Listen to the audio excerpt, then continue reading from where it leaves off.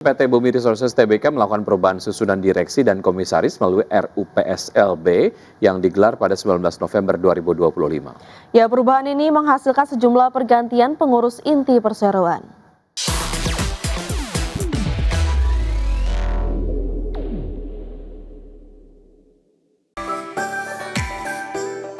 PT Bumi Resources Tbk atau Bumi menggelar rapat umum pemegang saham luar biasa atau RUPSLB pada tanggal 19 November 2025. Rapat dihadiri oleh 80% pemegang saham yang sah, sehingga memenuhi syarat quorum untuk mengambil keputusan. Dalam keterbukaan informasi di Bursa Efek Indonesia, manajemen menyatakan seluruh agenda rapat resmi sah dan mengikat. Dalam RUPSLB tersebut, para pemegang saham menerima dan menyetujui pengunduran diri Jin Pung Ma dari posisi komisaris.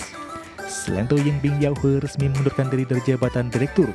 Rapat juga menetapkan purna tugas ad hoc mitra dari direksi dan menyetujui pengangkatan Christopher Fong sebagai direktur baru yang bertugas hingga RUPST tahun 2030. Setelah perubahan tersebut, susunan Dewan Komisaris dan Direksi Bumi Resources mengalami penyesuaian. Posisi Presiden Komisaris diisi oleh Syarif Cicip Sutarjo, sementara Adhika Nuraga Bakri menjabat sebagai Presiden Direktur. Total terdapat 7 komisaris dan 12 direktur yang akan memimpin perseroan ke depan. Berbagai sumber untuk ID Actiono. Presiden Amerika Serikat Donald Trump mengatakan Ukraina harus menyetujui rencana perdamaian yang didukung Amerika Serikat untuk menghentikan invasi Rusia. Trump pun berharap dapat menyelesaikan perang lebih cepat antara Rusia dan Ukraina yang telah berlangsung selama hampir 4 tahun. Presiden Amerika Serikat Donald Trump mengatakan Presiden Ukraina Volodymyr Zelensky harus menyetujui rencana perdamaian yang didukung Amerika Serikat untuk menghentikan invasi Rusia. Trump menyatakan ia berharap dapat menyelesaikan perang lebih cepat, mengingat hubungannya yang baik dengan Presiden Rusia Vladimir Putin. Trump mengatakan musim dingin yang semakin dekat, meningkatnya jumlah korban tewas dan serangan berulang terhadap pembangkit listrik Ukraina menggarisbawahi urgensi untuk mengakhiri perang. Adapun rencana 28 poin perdamaian Washington menyuruhkan Ukraina untuk menyerahkan wilayah, menerima pembatasan militer dan meninggalkan ambisi untuk bergabung dengan NATO. Rencana tersebut juga berisi beberapa proposal yang mungkin ditolak Moskow dan mengharuskan pasukannya untuk mundur dari beberapa wilayah yang telah mereka rebut.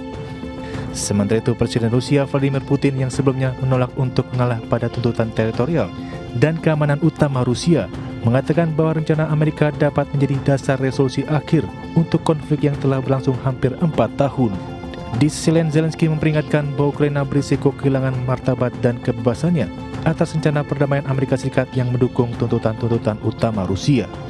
Berbagi sumber untuk ID Action. Menteri Keuangan Amerika Serikat Scott Bessent menyatakan bahwa penutupan pemerintahan selama 43 hari telah menimbulkan kerugian permanen sebesar 11 miliar dolar bagi ekonomi Amerika Serikat. Meski demikian, ia optimistis terhadap prospek pertumbuhan tahun 2026 seiring pelonggaran suku bunga dan pemotongan pajak. Bessent mengatakan beberapa sektor ekonomi Amerika Serikat yang sensitif terhadap suku bunga, termasuk sektor perumahan mengalami resesi, tetapi ia tidak melihat risiko pertumbuhan negatif untuk keseluruhan perekonomian.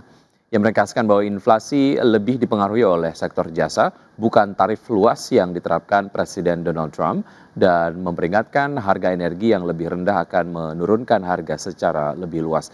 Bessent pun merujuk pada data positif pada tahun 2025 di bulan Oktober, termasuk penurunan harga energi dan kenaikan penjualan rumah, serta menegaskan bahwa pemerintah bekerja keras untuk menekan inflasi. Dari bursa global, pemirsa, bursa saham Wall Street rally pada Jumat pekan lalu di tengah investor yang meningkatkan spekulasi bahwa The Federal Reserve akan memangkas suku bunga pada bulan Desember mendatang. Sementara itu, meski menghijau pada perdagangan di hari Jumat, ketiga indeks utama mencatatkan kerugian pada pekan lalu di tengah kekhawatiran mengenai valuasi teknologi yang terlalu tinggi. Kita lihat data selengkapnya pada penutupan perdagangan di hari Jumat. Pemirsa, indeks Dow Jones Industrial Average yang naik 1,08% ke level 46.245, S&P 500 menguat 0,98% ke level 6.602 dan Nasdaq Composite yang naik 0,88% ke posisi 22.273.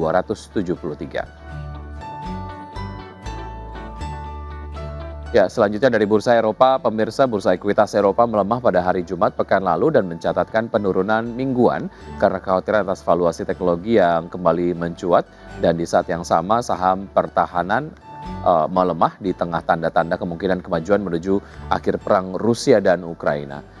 Indeks Pan Eropa Stock 600 turun 0,3% ke level 562,1 poin. Sementara indeks DAX Jerman melemah 0,8% ke 23.091, sedangkan indeks FTSE 100 Inggris tercatat menguat 0,13% ke level 9.539. PT Timah Tbk memberikan sinyal awal mengenai kisaran rasio pembayaran dividen untuk tahun buku 2025. Ya, manajemen perseroan menyatakan bahwa rasio pembayaran dividen akan mengikuti keputusan pemegang saham meskipun selama ini perseroan memiliki kisaran dividen payout ratio antara 30 hingga 40%.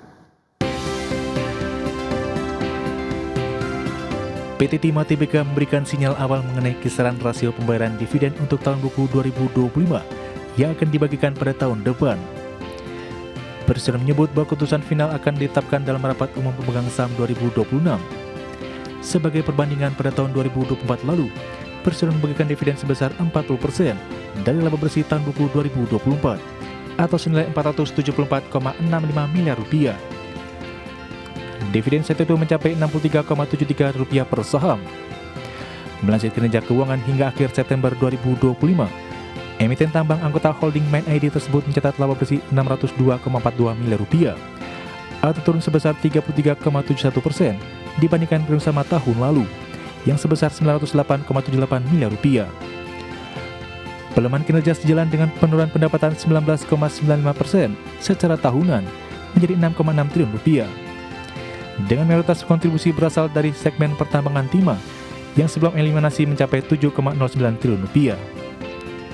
Di tengah realisasi kinerja tersebut, Direktur Keuangan dan Manajemen Risiko PT Timah Tbk Vina Eliani menyampaikan bahwa rasio pembayaran dividen akan mengikuti keputusan pemegang saham. Ia menambahkan bahwa perseroan selama ini memiliki kisaran dividen payout ratio antara 30% sampai 40%. Berbagai sumber untuk ID Action. PT XL Smart Telekom Sejahtera Tbk menyampaikan akan membagikan dividen senilai total Rp2,89 triliun kepada para pemegang saham atau setara dengan 30,6% dari saldo laba ditahan perseroan tahun 2024. Adapun dividen setara dengan Rp15 per saham, dividen ini akan dibagikan berdasarkan laporan kinerja tahun 2024 dengan saldo laba ditahan yang tidak dibatasi penggunaannya sebesar Rp9,46 triliun dan total ekuitas sebesar Rp26,22 triliun. Sementara itu, sebagai catatan, perseroan melaporkan pendapatan sebesar Rp34,39 triliun sepanjang tahun 2024 lalu. Pendapatan ini meningkat 6,4% secara tahunan. Pendapatan ini sebagian besar dikontribusikan dari pendapatan data dan layanan digital sebesar Rp31,57 triliun, percakapan dan SMS sebesar Rp898,6 miliar, serta jasa interkoneksi dan jasa telekomunikasi lainnya sebesar Rp1,13 triliun.